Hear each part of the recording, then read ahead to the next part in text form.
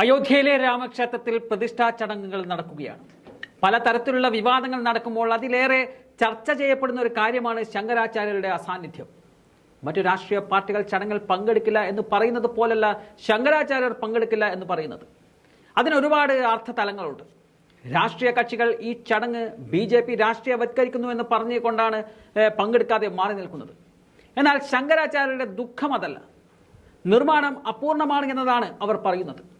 ആ കാരണങ്ങൾ കൊണ്ടാണ് ക്ഷേത്രത്തിലെ പ്രാണപ്രതിഷ്ഠാ ചടങ്ങിൽ പങ്കെടുക്കേണ്ട എന്നുള്ള തീരുമാനം ശങ്കരാചാര്യർ കൈക്കൊള്ളുന്നത്. അയോധ്യ രാമക്ഷേത്രത്തിലെ പ്രതിഷ്ഠാ ചടങ്ങിൽ പങ്കെടുക്കില്ലെന്ന് 4 ശങ്കരാചാര്യന്മാരുടെ തീരുമാനം ചർച്ചയാകുന്നതിനിടെ തീരുമാനത്തിന് പിന്നിലെ കാരണം വ്യക്തമാക്കി പുരി ശങ്കരാചാര്യ പീഠത്തിലെ ശങ്കരാചാര്യ സ്വാമി നിശ്ചലാനന്ദ സരസ്വതി മഹാരാജ് രംഗത്ത് വന്നു കഴിഞ്ഞു. രാമവിഗ്രഹം സ്ഥാപിക്കുന്നത് സംബന്ധിച്ച പാരമ്പര്യത്തിൽ നിന്നുണ്ടായ വ്യതിചലനമാണ് തങ്ങളുടെ തീരുമാനത്തിന് കാരണമെന്നതാണ് അദ്ദേഹം പറയുന്നത്. ശങ്കരാചാര്യന്മാർ അവരുടേതായ മാന്യത ഉയർത്തിപ്പിടിക്കുന്നവരാണ്. ഇത് അഹങ്കാരത്തിന്റെ പ്രശ്നമല്ല. പ്രധാനമന്ത്രി രാമവിഗ്രഹ പ്രതിഷ്ഠ നടത്തുമ്പോൾ ഞങ്ങൾ പുറത്തിരുന്ന് കൈയടിക്കണം എന്നതാണോ നിങ്ങൾ പറയുന്നത് എന്നുള്ള ചോദ്യവും അദ്ദേഹം ചോദിക്കുന്നുണ്ട്. മതേതര സർക്കാർ എന്നതുകൊണ്ട് പാരമ്പര്യം മായ്ച്ചു കളയുന്നവർ എന്നല്ല അർത്ഥമാക്കുന്നതെന്നും അദ്ദേഹം വ്യക്തമാക്കുകയാണ്.